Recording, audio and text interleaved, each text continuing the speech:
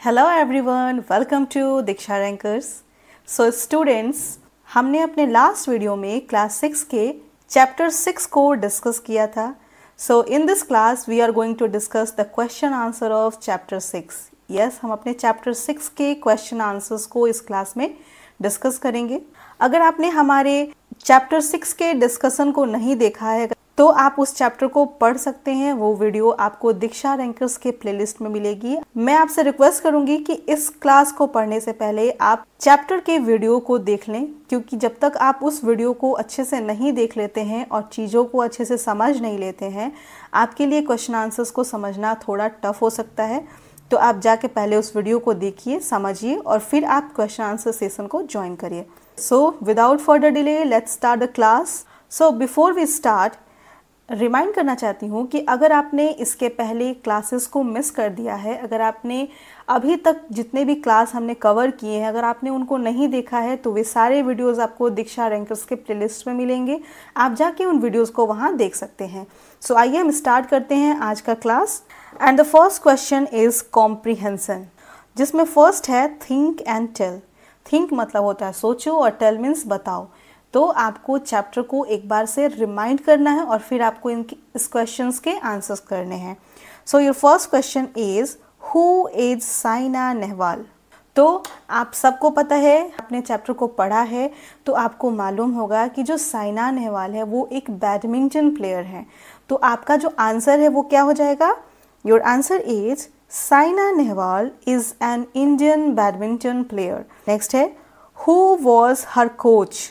तो चैप्टर में बताया गया है कि उनके जो कोच थे उनका नाम था नाही प्रसाद, जो कि लाल बहादुर शास्त्री स्टेडियम के कोच थे। तो Nani Prasad was her coach. Question number 3, where did she practice as summer training. Saina Nehwal summer training के रूप में कहाँ पर अभ्यास करती थी? तो आपका आंसर हो जाएगा she practised as a summer training in Lal Bahadur Shastri stadium in Haryana. उन्होंने लाल बहादुर शास्त्री स्टेडियम में समर ट्रेनिंग के रूप में अभ्यास किया था। Move to our next question which is at what age did she summer practice. उन्होंने किस उम्र में समर ट्रेनिंग मतलब ग्रीष्मकालीन अभ्यास किया? तो आपने पढ़ा है कि उस समय उनकी उम्र 8 साल थी। She began her summer training at the age of 8 years. Question number 5, where was Saina born? Saina का जन्म कहाँ हुआ था? तो आपका आंसर हो जाएगा Saina was born at Hisar in Haryana. मतलब साइना का जन्म हरियाणा के हिसार में हुआ था। Move to our next question which is think and write. सोचो और लिखो। मतलब आपको चैप्टर को रिमाइंड करना है और फिर आपको सारे आंसर्स को लिखना है। आंसर इन अ वर्ड और अ सेंटेंस। आपको एक वर्ड में आंसर करना है या एक सेंटेंस में करना है। आप किसी भी फॉर्म में आप आंसर कर सकते हैं।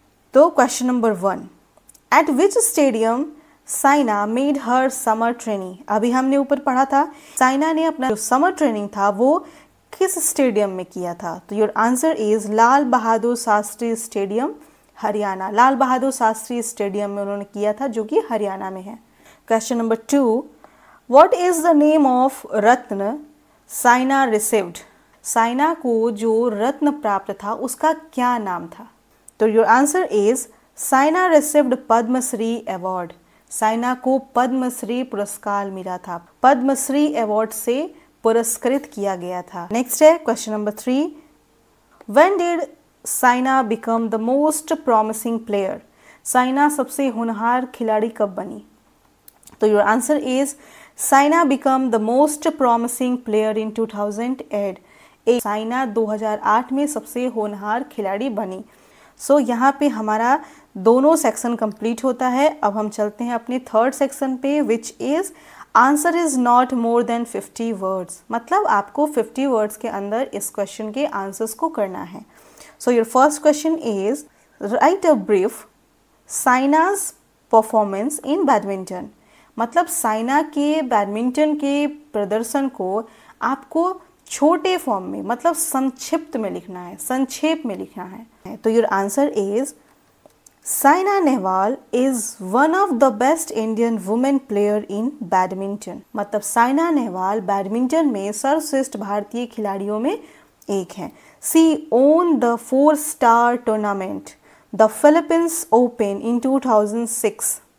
उन्होंने 2006 में 4-star टूर्नामेंट फिलीपींस ओपन जीता। She was the runner up at the 2006 BWF World Junior Championship and reached the quarterfinals at the 2008 Olympic Games, becoming the first Indian woman to achieve this. वह 2006 के BWF विश्व junior championship में उप विजेता रहीं और 2008 Olympic खेलों में क्वार्टर फाइनल तक पहुंची। ऐसा करने वाली वो पहली भारतीय महिला बनी। She was also the first Indian to win a BWF Super Series title in 2009. 2009 में BWF Super Series खिताब जीतने वाली पहली भारतीय भी थी। In the same year, she reached the quarterfinals of World Championship. उसी वर्ष वह विश्व चैंपियनशिप के क्वार्टर फाइनल में पहुंची। Saina has won honored with the Arjuna Award and the Padma Shri by the Government of India. Saina को भारत सरकार के द्वारा अर्जुन पुरस्कार और पद्मश्री से सम्मानित किया गया। India continued to have high hopes from Saina Nehwal और भारत को साइना नेहवाल से काफ़ी उम्मीदें हैं। So move to our next question, which is write about two famous badminton players before Saina के पहले दो प्रसिद्ध बैडमिंटन खिलाड़ियों के बारे में लिखें। तो आपने चैप्टर में पढ़ा है कि साइना नेहवाल से पहले भी दो बैडमिंटन प्लेयर्स थे, जिसमें पहले थे प्रकाश पादुकोण और दूसरे सैद मोदी। तो आइए देखते हैं। Your answer is before Saina Nehwal two famous Indian badminton players who earned international recognition were Prakash Padukone and Syed Modi. Saina Nehwal से पहले जो दो प्रसिद्ध भारतीय बैडमिंटन खिलाड़ी थे जिन्होंने अंतर्राष्ट्रीय स्तर पर पहचान बनाई थी, वे थे प्रकाश पादुकोण और Syed Modi. Prakash Padukone was the first Indian to win the All England Open Badminton Championship in 1980 and Said Modi owned several international titles, bringing laurel to India. Prakash Padukone 1980 में all Indian open badminton championship जीतने वाली पहले भारतीय थे और सैद मोदी ने कई अंतर्राष्ट्रीय खिताब जीते, जिससे भारत का नाम रोशन हुआ। तो इन दोनों ने हमारे देश की प्रतिष्ठा को बढ़ाने में बहुत ही महत्वपूर्ण योगदान दिए हैं। सो यहाँ पे आपका 50 वर्ड कंप्लीट होता है। Move to our next question which is match the words in column A with their meanings in column B.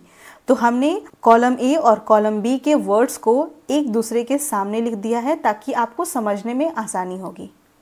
तो फर्स्ट है एडमायर, और एडमायर मतलब होता है प्रशंसा करें, और प्रेज का भी मतलब होता है प्रशंसा। तो हम इन दोनों को मैच कर देंगे। नेक्स्ट है एडवाइस। एडवाइस का मतलब होता है सलाह, और इसको हम मिलाएंगे काउंसिल से, और काउंसिल का मतलब भी होता है सलाह।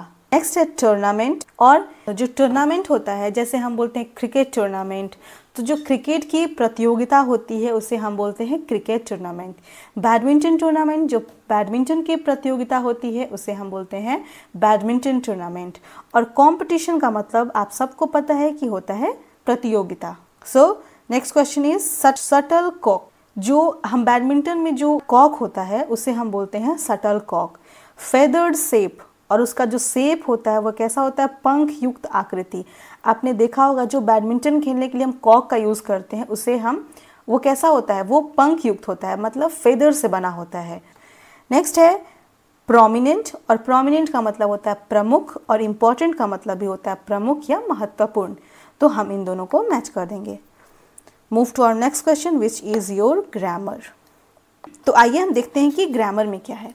ग्रामर में है कि चेंज इनटू इंट्रोगेटिव सेंटेंसेस, मतलब कि आपको चेंज करना है प्रश्नवाचक वाक्य में, मतलब आपका जो सेंटेंस है उसको इंट्रोगेटिव में चेंज करना है। तो आइए कुछ एग्जाम्पल से पहले हम देखते हैं। Mohan went to market with his mother, तो इसको इंट्रोगेटिव में चेंज करते हैं तो did Mohan go to market with his mother, और यहाँ था फुल स्टॉप और अब यहाँ लगा देंगे हम क्वेश्चन मार्क, क्योंकि जो भी इंट्रोगेटिव सेंटेंसेस होती हैं, जो भी प्रश्नवाचक वाक्य होते हैं, उसके लास्ट में आपको मिलता है क्वेश्चन मार्क। तो आइए हम कुछ कंडीशन देख लेते हैं जिसके बेस पर आप इंट्रोगेटिव सेंटेंसेस को चेंज करेंगे। तो जो आपका पहला होगा वो है sentence with to be verb. जैसे हम एक सेंटेंस लिखते हैं आपके सामने, जैसे हम लिखते हैं कि Saina is a girl of 19 years. तो इस सेंटेंस में आपको वर्ब का टू बी फॉर्म मिलता है। यहाँ पे आपको टू वी वर्ब मिलता है। टू वी वर्ब क्या होता है? जो टू वी वर्ब होता है उसमें आते हैं is, am, are, was verb. Rule क्या है? Swipe the subject and the verb, मतलब आप सब्जेक्ट और वर्ब को स्वाइप कर देंगे। स्वाइप मतलब दोनों के जगह को बदल देंगे। तो यहाँ पे हमारा जो सब्जेक्ट है वो है साइना और जो हमारा वर्ब है विच इज, तो हम इन दोनों को बदल देंगे। तो बदलेंगे तो क्या हो जाएगा हमारा? As Saina a girl of 19 years. Last में मिलता है आपको क्वेश्चन मार्क। यहाँ था फुल स्टॉप और यहाँ है क्वेश्चन मार्क। तो ये हो गया पहला कंडीशन। दूसरे कंडीशन में मिलेगा sentence with axillary verb has, have, can, will, should. ये जब आपको एक्सिलरी वर्ब्स मिलते हैं तो इसमें क्या करना होता है? आपको इन एक्सिलरी वर्ब्स को सेंटेंस के सब्जेक्ट के साथ स्वाइप कर देना होता है, मतलब दोनों के जगह को हम बदल देते हैं। Swipe the subject and the axillary verb. तो हम दूसरा सेंटेंस ले लेते हैं। दूसरा सेंटेंस क्या है? तो जो हमारा दूसरा सेंटेंस है वो है ही कैन प्ले क्रिकेट। तो इस सेंटेंस में आपको मिलता है एक्सिलरी वर्ब कैन। अब इस कैन की जगह पर अगर आपको कोई और एक्सिलरी वर्ब मिलता है जैसे हैज़, हैव, विल, शुड और एटसेट्रा, मतलब अगर इन सब के अलावे भी अगर कोई एक्सिलरी वर्ब मिलता है तो आपको सब्जेक्ट के साथ एक्सिलरी वर्ब को स्वाइप कर देना है। तो जो आपका नया सेंटेंस होगा वो क्या हो जाएगा? Can he play cricket. हमने कैन और ही को स्वाइप कर दिया और हमने इस वाले सेंटेंस में लगाया था फुल स्टॉप और यहाँ हमने लगा दिया क्वेश्चन मार्क। थर्ड कंडीशन में क्या होगा? जब आपको कोई भी सेंटेंस सिंपल प्रेजेंट और सिंपल पास्ट में हो विथ नो एक्सिलरी वर्ब, जब कोई भी एक्सिलरी वर्ब ना हो तो यूज डू और does for present tense and did for past tense. तो आपको प्रेजेंट टेंस के लिए डू और डज का यूज़ करना है, पास्ट टेंस के लिए डिड का यूज़ करना है। तो आपका जो स्ट्रक्चर होगा वो क्या हो जाएगा? तो प्रेजेंट टेंस के लिए जो आपका स्ट्रक्चर है वो हो जाएगा do does plus subject plus base verb और रेस्ट ऑफ द सेंटेंस। और पास्ट टेंस के लिए जो आपका स्ट्रक्चर हो जाएगा वो हो जाएगा did plus subject plus base verb plus rest of the sentence. तो आइए हम दोनों के एक एक एग्जाम्पल लेके समझ लेते हैं। तो पहला जो एग्जाम्पल है वो प्रेजेंट टेंस के लिए, and your example is he likes to play cricket. तो हम क्या करने वाले हैं? तो सबसे पहले स्ट्रक्चर के अकॉर्डिंग हमें क्या लेना है? डू और डज। तो जब भी हमारा आपको सेंटेंस में सिंगुलर सब्जेक्ट मिलता है तो हम यूज़ करते हैं डज का, और जब आपका सब्जेक्ट प्लूरल होता है तो हम यूज़ करते हैं डू का। तो यहाँ पे जो हमारा सब्जेक्ट है वो है सिंगुलर सब्जेक्ट, तो हम ही के लिए यूज़ करेंगे डज का। तो यहाँ पे हो जाएगा does he like to play cricket. तो यहाँ हमारा फुल स्टॉप है और यहाँ क्वेश्चन मार्क। आप देख रहे हैं कि हमारा जो सेंटेंस है वो स्ट्रक्चर के अकॉर्डिंग है। पहले हमने डू और डज में डज को लिया है, सब्जेक्ट आपका ही है, बेस हमारा वर्ब है वो है लाइक, और rest of the sentence to play cricket हमने पूरे सेंटेंस को एज इट इज़ उतार दिया है। सो हम अपना नेक्स्ट एग्जाम्पल लेते हैं पास्ट टेंस के लिए, और हमारा एग्जाम्पल हो जाएगा मोहन वेंट टू मार्केट। तो हम ये जो हमारा सेंटेंस है वो पास्ट टेंस में है, तो सबसे पहले हम लेंगे डिड, फिर हमारा सब्जेक्ट, और सब्जेक्ट क्या है? मोहन। फिर हम लेते हैं बेस वर्ब। तो जो हमारा वेंट है उसका बेस वर्ब क्या हो जाएगा? वो हो जाएगा गो। तो हमारा जो नया सेंटेंस हो जाएगा विच इज़ इंट्रोगेटिव सेंटेंस वो हो जाएगा did Mohan go to market. So हमने अभी जो 4 फॉर्मूलाज को डिस्कस किया, जो हमने 4 तरीके आपको बताएं इंट्रोगेटिव सेंटेंस में कन्वर्ट करने के लिए, आपके लिए सफिशिएंट है। आप इसकी हेल्प से सेंटेंस को इंट्रोगेटिव में चेंज कर सकते हैं। आइए हम अपने क्वेश्चंस को देख लेते हैं। फर्स्ट है Saina is a girl of 19 years. तो आपका जो आंसर हो जाएगा it's Saina a girl of 19 years. हमने साइना हमारा सब्जेक्ट है और इज हमारा है टू बी वर्ब, तो हम इन दोनों को स्वाइप कर देते हैं और स्वाइप करके हमारा जो नया सेंटेंस बनता है वो है is Saina a girl of 19 years. Next है Rakesh reads in Danapur high school. तो यहाँ पे जो हमारा सेंटेंस है वो प्रेजेंट टेंस में है, तो हम प्रेजेंट टेंस में जब सेंटेंस को चेंज करते हैं इंट्रोगेटिव में तो सबसे पहले हम डू और डज का यूज़ करते हैं। तो does Rakesh read at Danapur high school in class 7। Next है every day he walks 3 kilometre in morning. तो आपका जो थर्ड हो जाएगा does he walk 3 kilometre every day in morning. Again ये जो सेंटेंस है वो प्रेजेंट टेंस में है। Next है he likes to play cricket. This sentence is also in present tense. So firstly we have to use do or does. So यहाँ पे आपको मिलेगा does. Does he like to play cricket? Next है his brothers admires. ये sentence भी आपको present tense में मिलेगा तो हम इसको change करेंगे does his brother admire him. Move to our next question which is let's talk and write. चलो बात करें और लिखें, मतलब आपको बात करना है, डिस्कस करना और फिर आपको आंसर करना है। तो आपको क्या आंसर करना है, discuss your favourite game and then write a paragraph on it. आपको पसंदीदा गेम पर चर्चा करनी है और फिर उस पर एक पैराग्राफ लिखना है। तो आपके जो भी फेवरेट गेम है आपको उसके बारे में पैराग्राफ लिखना है, लेकिन मैंने यहाँ पे बैडमिंटन के बारे में लिखा है क्योंकि मेरा जो फेवरेट गेम है वो है बैडमिंटन। सो अगर आपका कोई और फेवरेट गेम हो तो आप इसके रेफरेंस पे अपने फेवरेट गेम के बारे में लिख सकते हैं। सो आइए देखते हैं कि हमने बैडमिंटन के बारे में क्या लिखा है। Badminton is my favourite game because it's exciting and keeps me active. Badminton मेरा मन पसंदीदा खेल है क्योंकि यह रोमांचक और मुझे सक्रिय रखता है। मतलब क्योंकि जो हम बैडमिंटन खेलते हैं तो उसमें फिजिकल एक्टिविटी होती है जो कि आपको एक्टिव रखता है। The game is played with a racket and a shuttlecock. यह खेल रैकेट और शटलकॉक के साथ खेला जाता है। And can be enjoyed by 2 or 4 peoples.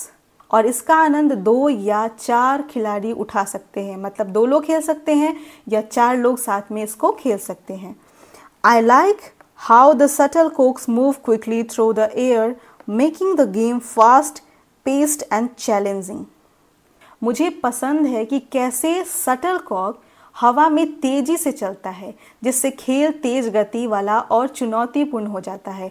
जब हम बैडमिंटन खेलते हैं तो उसमें जो हमारा शटलकॉक होता है वो बहुत फास्ट एक साइड से दूसरे साइड रन करता है और जितनी फास्ट हम उसको डिलीवर करते हैं उतना ही ज़्यादा जो गेम होता है वो इंटरेस्टिंग हो जाता है। Playing badminton improves my reflexes, hand-eye coordination and stamina. मतलब बैडमिंटन खेलने से मेरे हाथ और आँख का जो कोऑर्डिनेशन होता है उसमें सुधार होता है और साथ साथ ये हमारे स्टेमिना को भी बूस्ट करता है। I often play with my friends at a school or in the park and I love the thrill of smashing the shuttlecock over the net to score points. मैं अक्सर स्कूल या park में अपने दोस्तों के साथ खेलती हूँ और मुझे अंक हासिल करने के लिए नेट पर शटल मारने और रोमांच पसंद है। मतलब जो वो पूरा प्रोसेस होता है गेम का वो मुझे बहुत ज़्यादा इंटरेस्टिंग लगता है। Badminton not only help me stay fit but also teaches me team work and strategy making it a game I really enjoy. Badminton न केवल मुझे फिट रखने में मदद करता है बल्कि मुझे टीम वर्क और रणनीति भी सिखाता है, मुझे स्ट्रेटजी भी सिखाता है, जिससे यह एक ऐसा खेल बन जाता है जिसका मैं वास्तव में आनंद लेती हूँ। कोई भी गेम जो होता है वो टीम वर्क पे और आपकी स्ट्रेटजी पर डिपेंड करता है। तो ये तो मेरे फेवरेट गेम के बारे में था, लेकिन आप इसके रेफरेंस पर अपने सेंटेंसेस को क्रिएट करेंगे। मैं आपको हमेशा बोलती हूँ कि अपनी बातों को अगर आप जब तक नहीं लिखेंगे तब तक आपको लिखना नहीं आएगा। तो आप कोशिश करें कि इन सेंटेंस का रेफरेंस लेकर आप अपने फेवरेट गेम के बारे में खुद से लिखने के लिए एक बार ट्राई करें।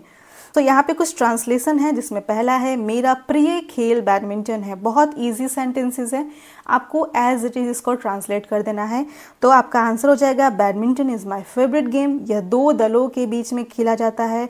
It is played between 2 teams. Badminton एक इंडोर खेल है, badminton is an indoor game.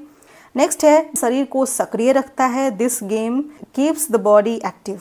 Next है ट्रांसलेट इनटू हिंदी, हिंदी में आपको जैसे अभी आपने इंग्लिश में ट्रांसलेट किया आपको वैसे ही हिंदी में ट्रांसलेट करना है। फर्स्ट है playing is an important exercise, खेलना एक महत्वपूर्ण एक्सरसाइज है, व्यायाम है या फिर कसरत है। नेक्स्ट है I like to play cricket, मुझे क्रिकेट खेलना पसंद है।